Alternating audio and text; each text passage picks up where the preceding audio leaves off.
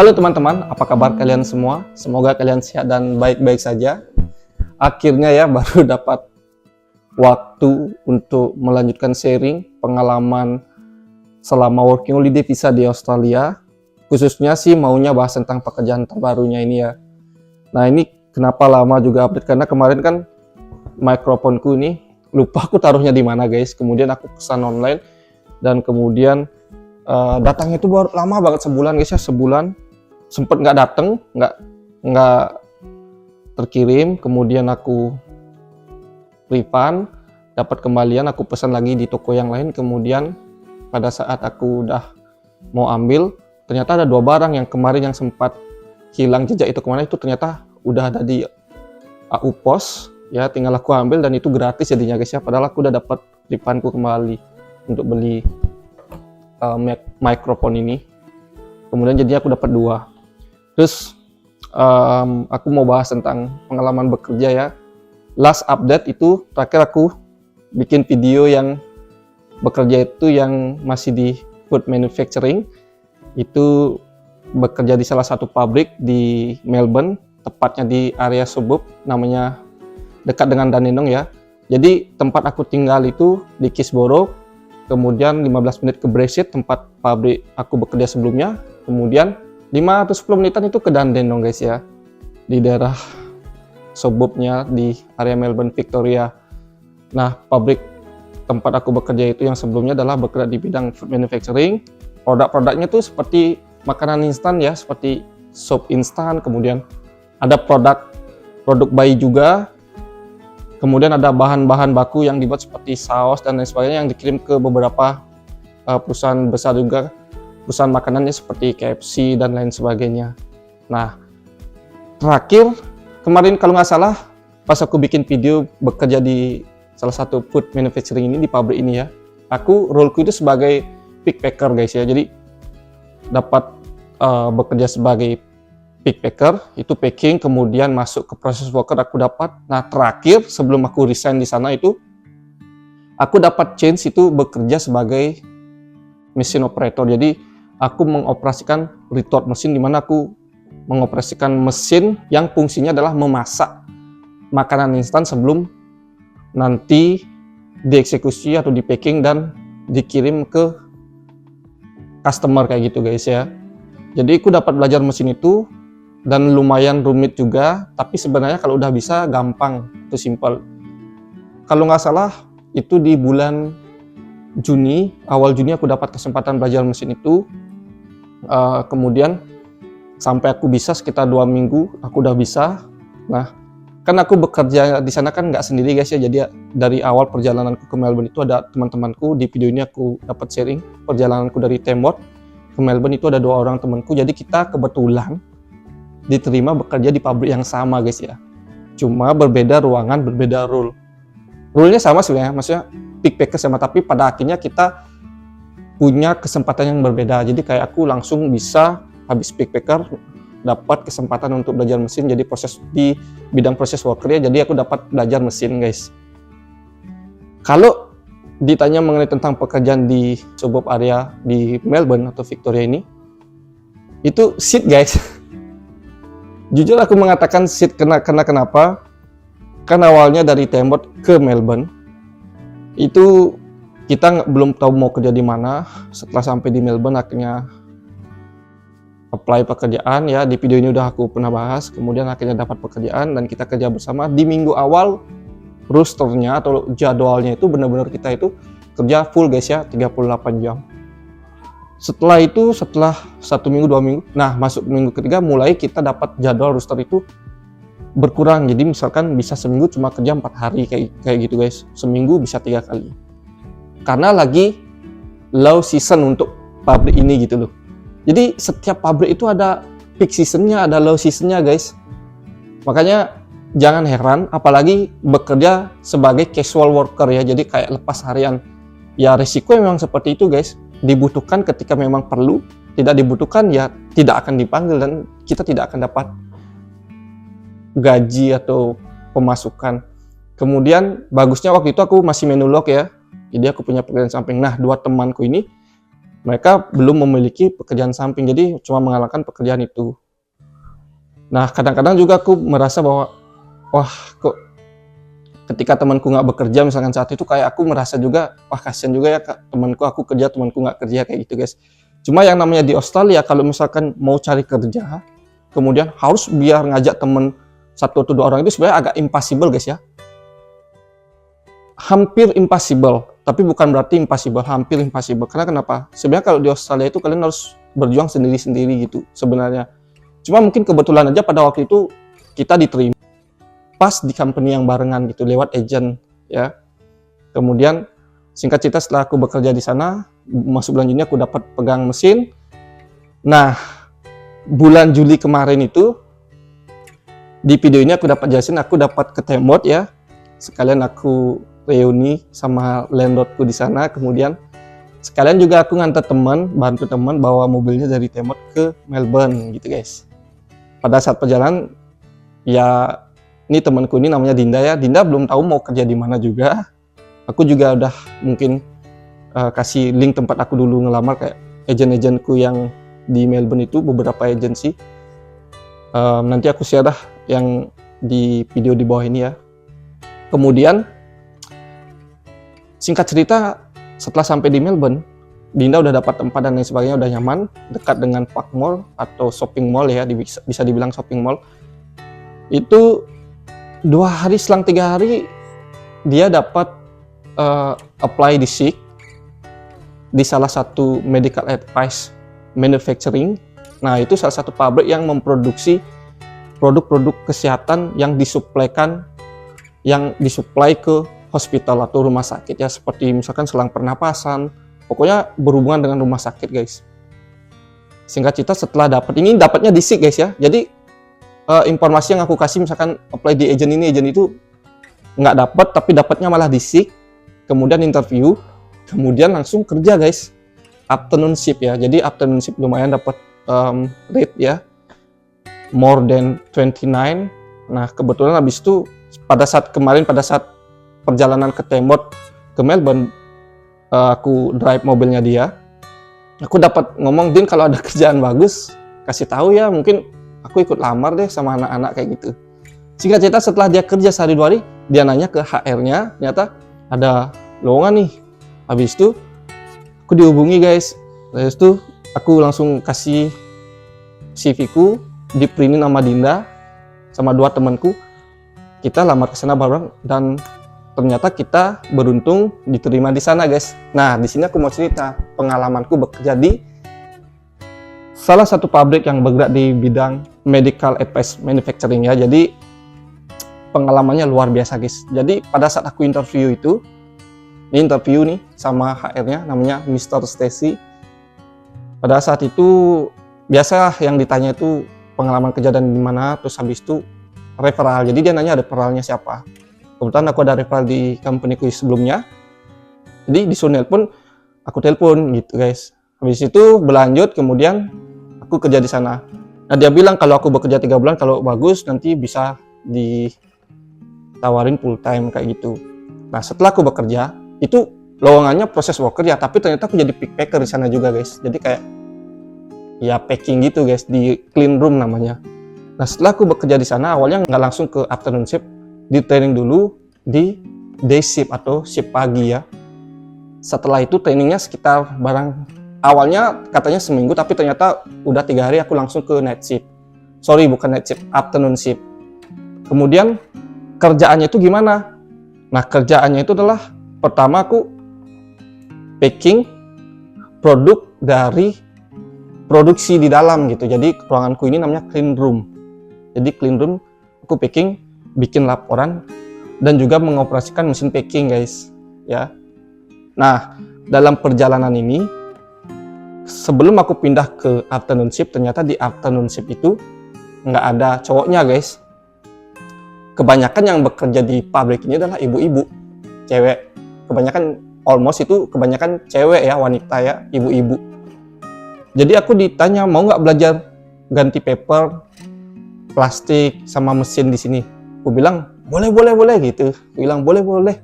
Akhirnya pada saat aku bekerja itu aku diajarin guys Jadi cara ganti plastik dan paper atau kertas. Nah, itu aku menyempatkan diri, boleh nggak aku videokan Mr. Sesi? Karena kenapa? Karena aku mungkin lupa dengan cara untuk pasang paper atau plastik ini gitu guys. Jadi diperbolehkan, ya udah aku rekam. Nah ini videonya guys ya. Thanks, Simon.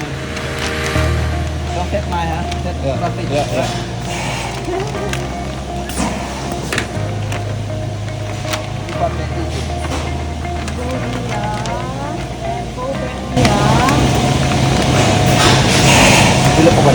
Take it from Showman, I'll email or relay to take it half an hour out from, yeah? Alright, you show it? Yeah, alright, you'll stay and show it for half an hour, I'll send the email. Yeah? Yep.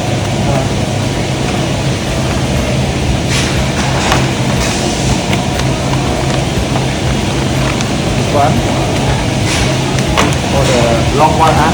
For the long one, alright. Oh, there. Yep. They tell her in running. Oh,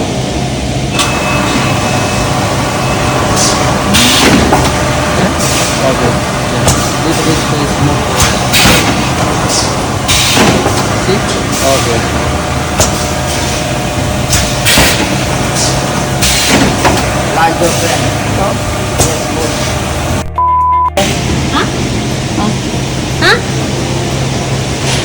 This one. Different way. Oh different way. Yeah. If the paper plastic is like this one is on the Oh ya, oke. opposite. Ya.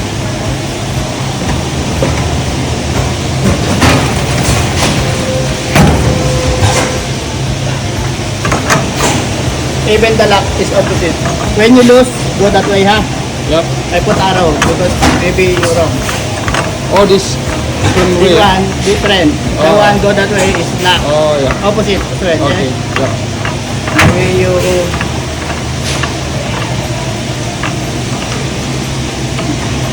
tight. Need to tight, but not too tight. Yeah? Then you Okay, need to yeah. open this one. Oke.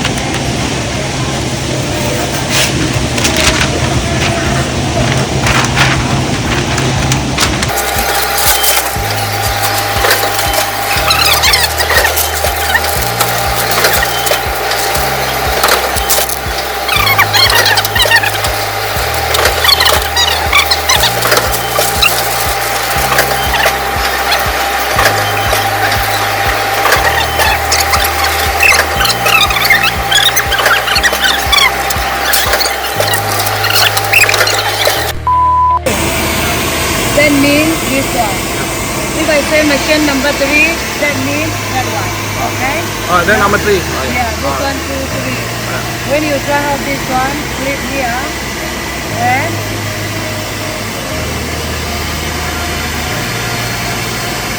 Oke. after that, Ah, okay. And one more. This one, the last one. Off. oke. That's it. Oke. Ya.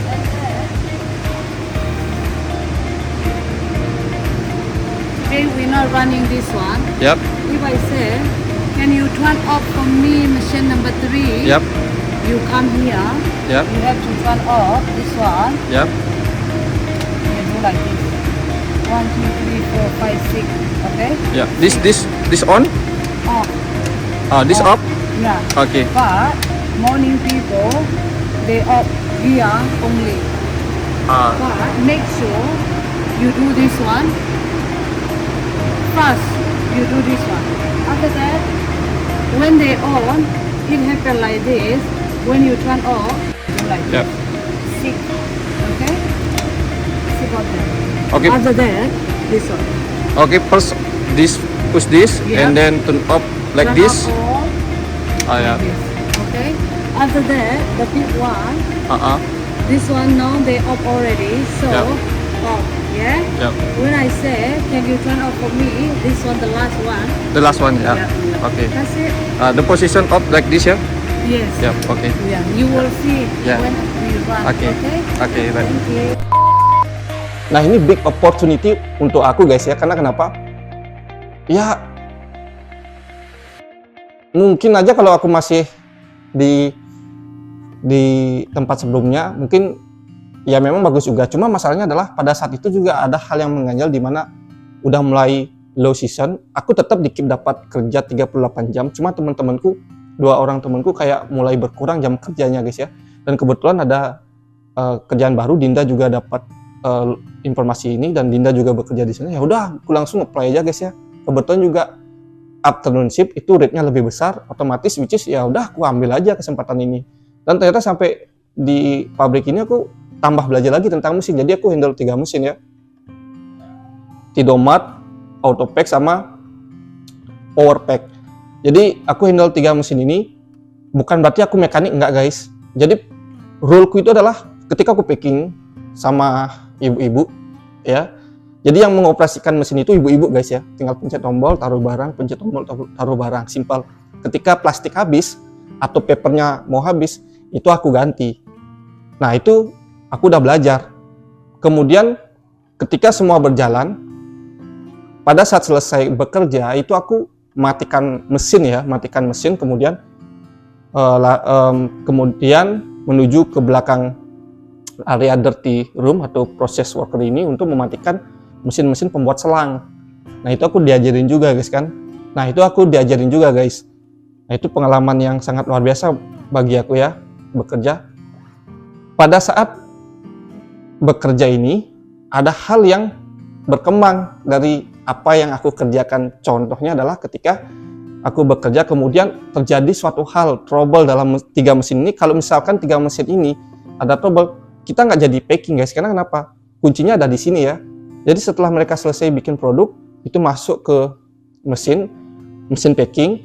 Jadi mesin itu meneruskan produk dari area dirty room, dari produk itu diproses, dibentuk, kemudian masuk ke clean room. Jadi di clean room itu aku baru packing dan bikin reportnya serta paleting, kemudian naruh barangnya di warehouse gitu guys. Dalam perjalanan itu aku pernah kejadian, ternyata plastiknya duluan habis guys. Which is itu akan menjadi masalah, dimana ketika plastik aku udah install, udah pasang, pasti bakalan papernya putus. Nah, ketika paper putus, install papernya itu dari awal itu lumayan lama. Nah, itu nggak ada yang ngajarin guys, tapi aku belajar sama-sama ya. Jadi aku nelpon seniorku ya, ini gimana caranya benerin, gini, akhirnya diajarin lewat by call ya, video call, habis itu bisa. Nah, seperti itu yang aku lakukan sampai akhirnya aku memahami mesin itu, tapi bukan memahami full ya, aku bukan mekanik. Bekerja atau kerja sistem mesin itu sampai aku memahami. Ketika misalkan terjadi trouble, yang mengoperasikan mesin itu dia lupa, dia ternyata kertasnya habis duluan. Nah, aku tahu cara menanganinya supaya ketika aku install kertas itu cepat dan tidak terjadi trouble berikutnya kayak begitu guys. Itu sangat luar biasa ya. Pokoknya ini sangat berkesan guys bekerja di pabrik ini dan tidak akan pernah aku lupakan. Dan yang paling gokil sih, aku bekerja kan sama ibu-ibu nih. Nah, di sini aku pertama kali baru melihat orang-orang Asia yang dari negara Myanmar gitu guys ya. Ibu-ibunya ini dari negara Myanmar. Biasanya mereka panggilnya Burma. Nah, itu pada waktu bekerja di sana enjoy guys ya. Kalau masalah perihal environment ya bagus-bagus saja guys menurutku ya. Cuma mungkin ada beberapa orang yang kadang-kadang mungkin agak kurang bagus komunikasinya dengan aku, itu nggak masalah sih. Yang penting selama pimpinan dan juga atasan itu senang melihat aku bekerja, ya tetap bekerja. Kemudian bekerja juga dengan ibu-ibu ini ya seru guys ya. Jadi kayak kita itu pakai bahasa tubuh, mereka bahasa Inggrisnya juga agak kurang. Lah aku juga agak kurang. Ini yang penting pokoknya bahasa tubuh itu diperkuat sehingga kita tetap bisa mengeksekusi pekerjaan dengan baik gitu guys. Bikin laporan aku. Kemudian aku juga bekerja dengan 3 orang temanku, jadinya Dinda dan 2 orang temanku lainnya. Itu ya senang ya, senangnya sama-sama kan di perantauan guys. Itu enaknya ketika aku bekerja di sini. Seperti itu. Nah, terkait tentang gaji atau salary, ini rate-nya ini sebenarnya kalau di fixkan itu sebenarnya $32 per jam ya. $32 per jam, dolar Australia. Nah, sebenarnya rinciannya itu $22,6 guys ya per jam. Cuma bekerja di sini dapat casual loading karena aku bekerja di afternoon shift. Jadi aku dapat casual loadingnya tuh 25% dari $26,6 ya. Jadi totalnya itu sekitar $32 something ya. 32 something dolar. Pokoknya 32, berapa gitu. Nah, karena aku bekerjanya itu sehari itu, kerjanya itu kan dari jam 1, dari jam 2 sampai jam 10 itu dihitung 7,5 jam. Jadi istirahatnya itu cuma 30 menit. Jadi ketika aku bekerja 7,5 jam sehari sampai hari Senin sampai hari Jumat itu 38 jam. Nah, itu sebenarnya aku dapat 1.000 sekian ya, 1.000 sekian. Nah, ternyata gajian di sini itu fortnightly ya. Jadi gajian fortnightly itu gajinya setiap 2 minggu sekali guys.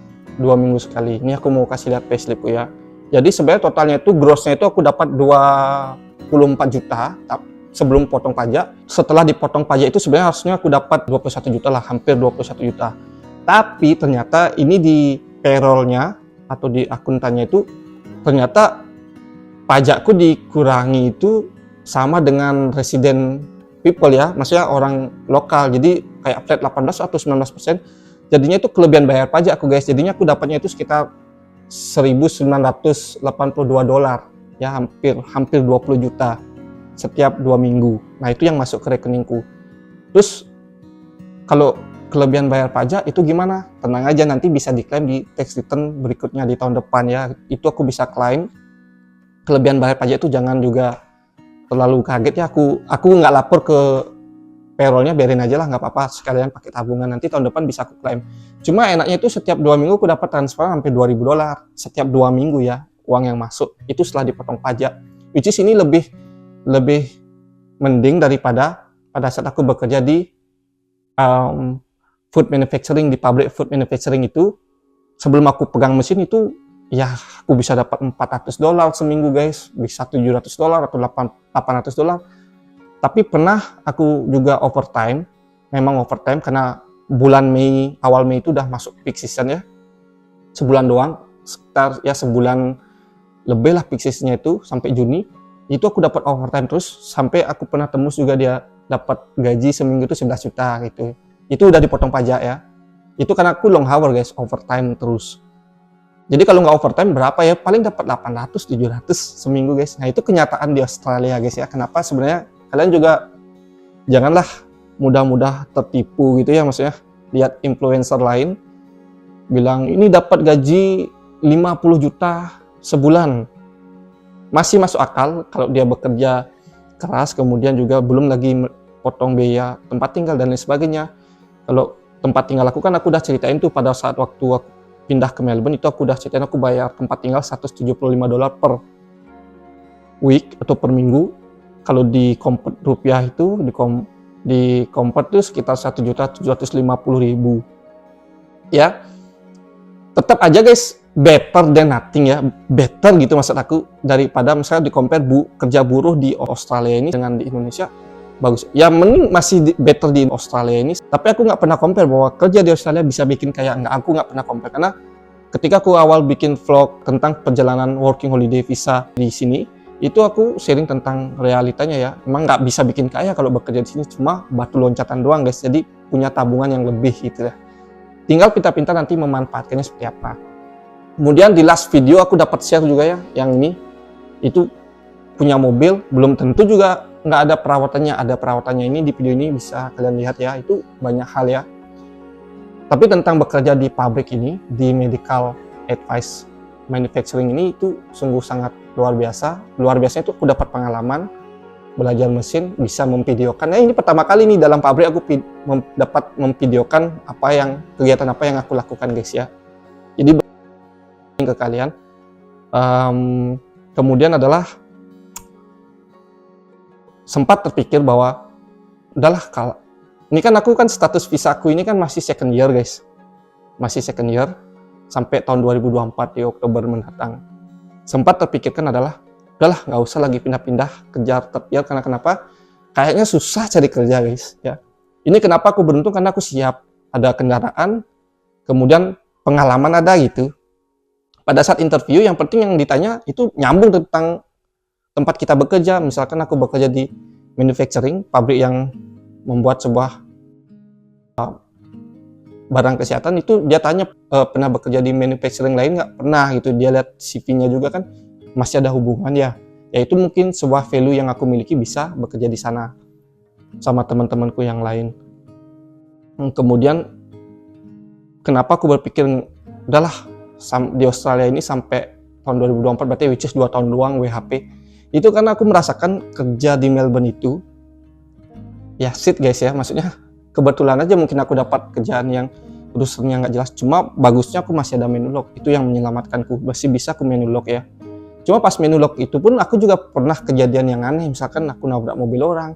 Syukurnya orang yang aku tabrak itu dia nggak nuntut apa, dia malah kasihan sama aku karena bawa makanan satu aja, bawa pakai mobil itu dapat cuma sekitar $8 kayak gitu, $10 gitu guys. Ya ini ya, tapi ya itu disyukuri. Kemudian juga kenapa kepikiran bahwa ya udah stay aja di sini sampai 2024, karena juga aku berpikir guys, pernah merasa bosan di Australia kok gini-gini aja ya. Dari New South Wales, Australia dari timur, itu kan aku udah pernah keliling tuh, Sydney, Newcastle, kemudian ke Melbourne. Ya kayak sama-sama aja. Terlebih lagi di Melbourne tuh kebanyakan bukan orang Eropa yang tinggal ya. Di area suburb ini yang daerah dekat Dandenong tuh kebanyakan Asia guys. Jadi kayak berasa bukan lagi di Eropa tapi lagi di Asia ya. Itu banyak banget orang-orang Asia di sana.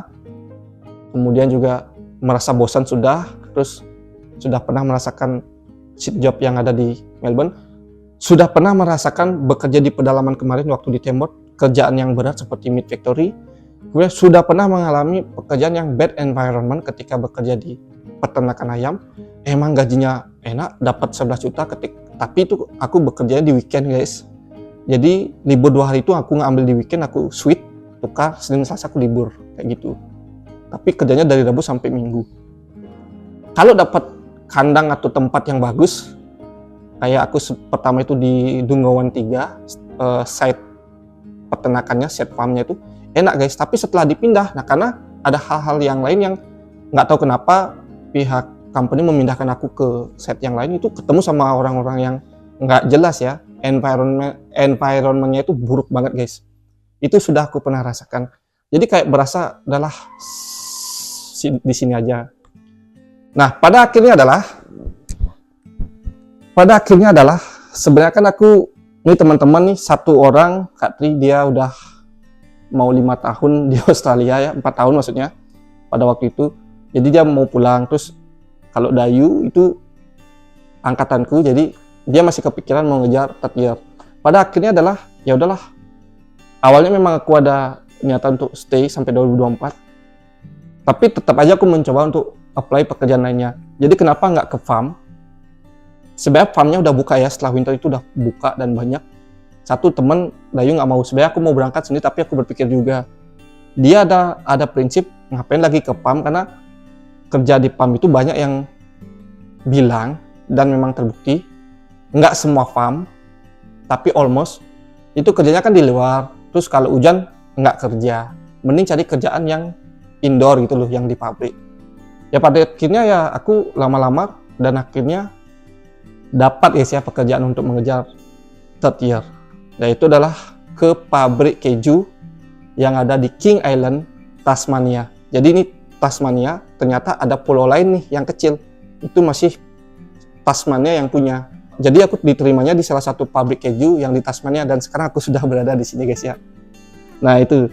Mungkin aku akan cerita di next vlog berikutnya ya, bagaimana pengalamanku, kok bisa nih dari Melbourne dan Dandenong ini pindah ke King Island di Tasmania. Tapi beda mainlandnya ya, jadi Tasmania itu punya pulau kecil lagi namanya King Island. Nah ini hal yang dibilang mengagetkan juga, tapi nanti aku akan ceritakan di vlog berikutnya gimana perjalanannya supaya nggak panjang. Jadi aku mau bilang terima kasih pada Dinda, thank you so much udah ngasih peluang bekerja di pabrik ini ya. Kalau nggak ada dirimu mungkin beda cerita, mungkin aku masih di pabrik food manufacturing sebelumnya, tapi berkat dirimu akhirnya dapat pengalaman bekerja di sana. Pokoknya terima kasih banget buat Dinda. Alright guys, jadi kesimpulannya adalah bekerja di pabrik yang bergerak di bidang medical advanced manufacturing itu sangat berkesan ya. Siapa tahu mungkin kalau kalian mau cari kerja nanti aku share deh, semoga kalian berjodoh, nanti aku kasih alamat websitenya dan juga cek-cek fisik. Bekerja di pabrik ini sangat menambah value kita, kemudian juga rosternya jelas ya. Kalau memang rule kita udah benar, dikasih roster pasti jelas. Kalau memang mau keep pekerjaannya, kalau memang pabrik ini seneng sama kalian, kalian take aja full time-nya. Mungkin bayarannya 26 atau 27. Lebih kecil, tapi at least kalian dapat full time ya. Dijamin kerja 38 jam dan kalian juga dapat annual leave. Jadi ketika kalian libur, kalian tetap dibayar. Kayak gitu guys. So, inilah pengalamanku bekerja di pabrik yang bergerak di bidang medical advice manufacturing. Kemudian di next video vlog berikutnya aku akan share bagaimana perjalananku dari Melbourne ke King Island. Tetap yakin dan percaya akan mimpi kalian bahwa kalian pasti bisa akan mewujudkannya. Salam working holiday visa Australia. See you next time. Bye bye.